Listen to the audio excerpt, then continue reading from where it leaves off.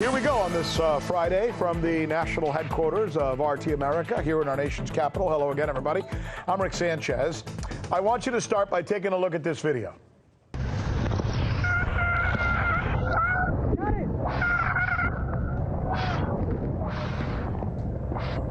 Look at this guy. Isn't that amazing? That's a submarine, believe it or not. That's an agent jumping on top of it while trying to make a high seas bust. We're gonna share the details with you in just a little bit, so don't go away. But we're gonna begin with more of this tit for tat between the United States officials and Moscow over whose reporters are more honest. All right, we'll start with that guy right there. See him? His name is John Lansing.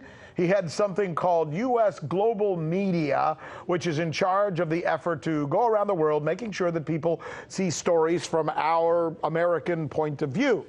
And just so you understand what this guy is in charge of, he's not in charge of CNN or Fox or CBS or ABC News or any of those, right? He's in charge of the Voice of America, Radio Free Europe, etc.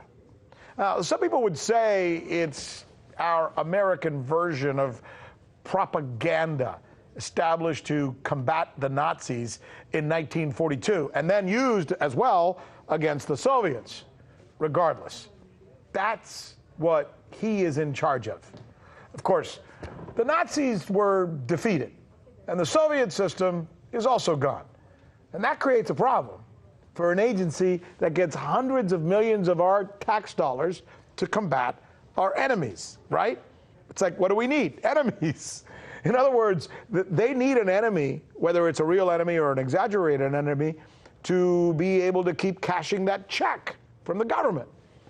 So here's Mr. Lansing making his pitch, describing the evilness of media outlets like RT. Essentially what he's doing is he's calling us blatant liars. The weaponization of information that we're seeing is real, and the Kremlin is one of the primary aggressors on this front. Russia's goal is to destroy the very idea of an objective, verifiable set of facts. From their perspective, in a world where nothing is empirically truthful, any lie will do. Okay, so there you have it. Then to really drive that point that you just heard him make home, they bring out a young woman. Her name is Leah Gabrielle, essentially working for the same agency. She's in charge, though, of something that's called global engagement. Global engagement, where I presume we try to engage the world with our side of the stories that we want people to hear, right? Makes sense. Okay, that's fine. Let's hear her out. The GEC's role, as I've mentioned before, is to lead the U.S. government's effort and to coordinate our efforts in countering propaganda and disinformation. Okay, that's the GEC's role. Did you get that? That's the GEC's role, this engagement center, right? That's what E and C comes in. Disinformation. Disinformation is a very interesting word, right? It essentially means lying. So if you're going to be accusing somebody of lying, saying these countries like Russia are lying, her audience is about to ask her, that's really important. Do you have anything to back that up? Watch what happens. We've been saying they covertly plant false stories. They use... just tell me, give me a couple of examples of fake stories, because since we've been talking in generalities, I'd like to know what kind of information they're spreading. What are they saying, for example? Well, it really depends on the country, and Well, just give me an example. Pick a country and give me an example. Okay.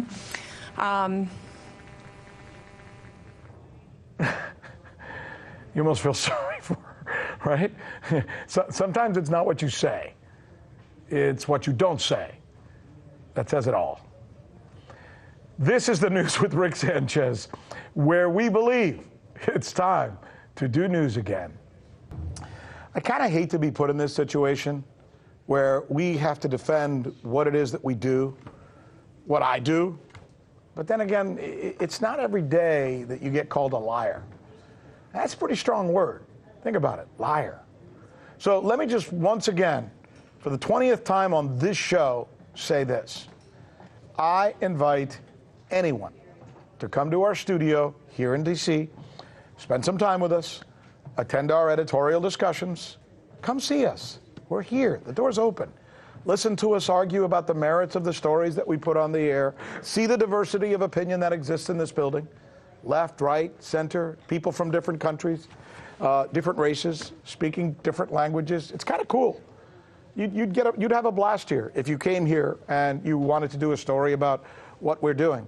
And by the way, and if you want to address your concerns live on the air and tell us what you think we're doing wrong, maybe we can invite you on as a guest and sit right here where Michele is about to sit to talk to me about this story.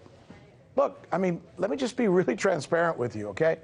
We're not influenced by a sales department that tells us, what stories we have to do based on, what we've sold or the advertising that we have on the air. We're not influenced by a board of directors that has ties to major multinational corporations and influences. And at least since I have worked here, and I started back in October, I've never once gotten an instruction from the Kremlin or Putin, nor do I know anybody here who has. Now, are we perfect? Far from it. In fact, absolutely not. Sometimes I can't stand our coverage. But I also hated the coverage when I worked at CNN sometimes. And I hated the coverage when I worked at NBC sometimes. And I definitely hated the coverage when I worked at Fox sometimes. So, okay.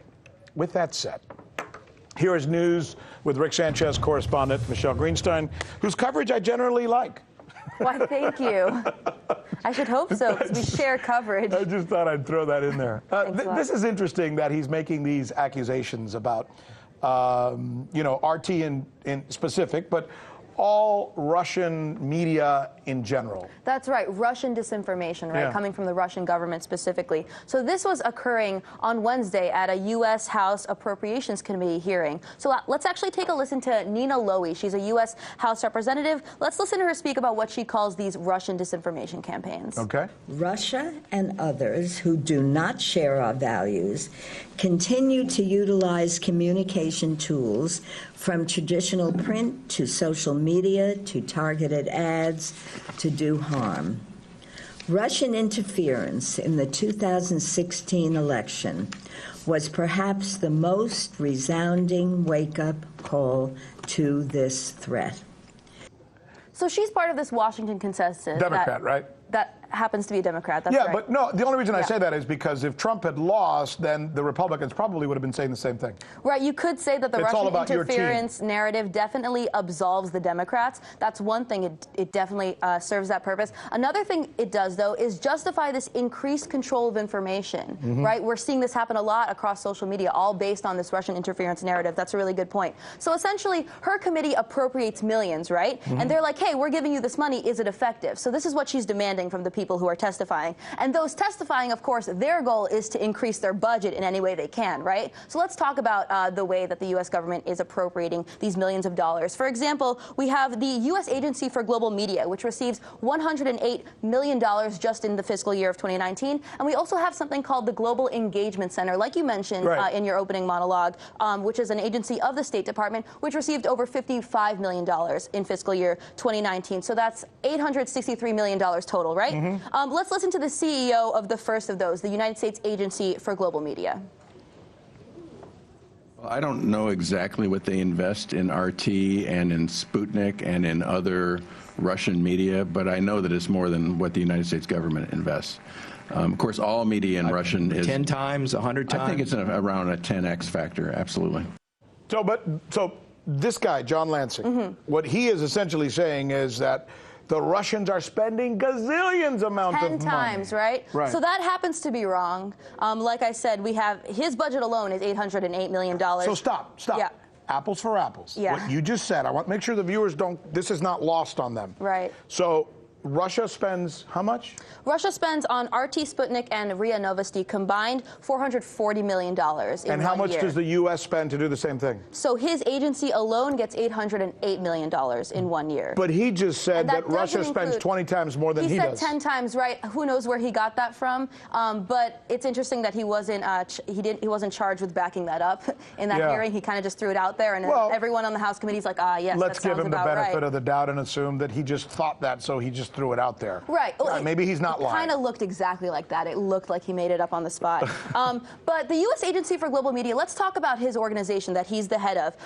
Among other things, it owns TV Marti, which is the U.S.'s basically, broadcast. I mean, you're from Cuba. You know better than I. Yeah, exactly. Yeah. Castro's bad, Castro's bad, Castro's bad. Exactly. Right. And even, listen to this, though. We know that a lot of Cubans obviously have their qualms with TV Marti, but even the United States Government Accountability Office actually accused TV Marti of engaging in political propaganda. So even our own internal reviews say things along those lines. And when it comes to Voice of America, which is another organization that man owns, even the New York Times called it the agency that's charged with presenting America's viewpoint to the world. So it doesn't even pretend to be objective. Now, it's interesting, of course, that when we do something, it's presenting our viewpoint to the world, but when our so-called enemies do it, it's just propaganda. But besides the Agency for Global Media, we also have someone from the Global Engagement Center who you mentioned in your opening monologue. Let's talk about Richard Stengel, who helped create and now oversees the Global Engagement Center. I want you to listen to what he says about propaganda. Okay. You know, my old job at the State Department was what people used to joke as the chief propagandist job. Propaganda, I'm not against propaganda. Every country does it, and they have to do it to their own population, and I don't necessarily think it's that awful. Wow. Straight from the horse's mouth, right? It really doesn't get better than that. What we do is propaganda. He just said it. And all of this hype, like I said, is based on this Russian interference narrative. But at the same time, I've heard you mention this before. When we interfered, for example, in the Russian election, which is not the only election the United States has interfered in, we actually bragged about it on the cover of Time magazine. We did. We got Yeltsin, the United States, with Dick Morris's help, got Yeltsin elected in Russia. That's right. And the Time magazine cover said "Yanks to the rescue," and it was a huge cover of Boris Yeltsin. Guess where Richard Stengel was working in 1996? Tell me. Time magazine. Wow. And he actually went on to become managing editor. So like I said, because this is all predicated on the allegation of Russian interference, we can't separate that from this, bigger picture. And I want to show you one last thing. All right, we got 30 seconds, says the producer. Let's take a look at Richard Stengel. This is how he responded to someone from the third world accusing the United States of propagandizing the rest of the world. The gentleman right there, last question. I don't think you all address an issue in terms of understanding what happened in the world.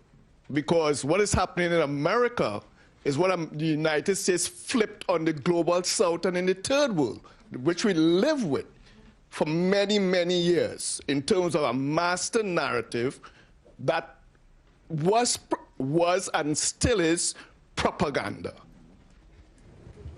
You know what? I hate last questions. Guilty as charged. There you have it. He had no answer for the U.S. empire. So you haven't heard that we're the ones covering the stories that you won't see covered anywhere else? In Venezuela, Kazakhstan. Let's go to Hong Kong. And the media reaction to that has been crickets. How about the way we cover those stories? What the hell does that mean? Wally, Wally, Wally. That's the key word in this case, uprising. Keep? Can you believe that? Watching. This is the right thing for members of the media to do, to actually pick sides. Look, if you like what you see, subscribe.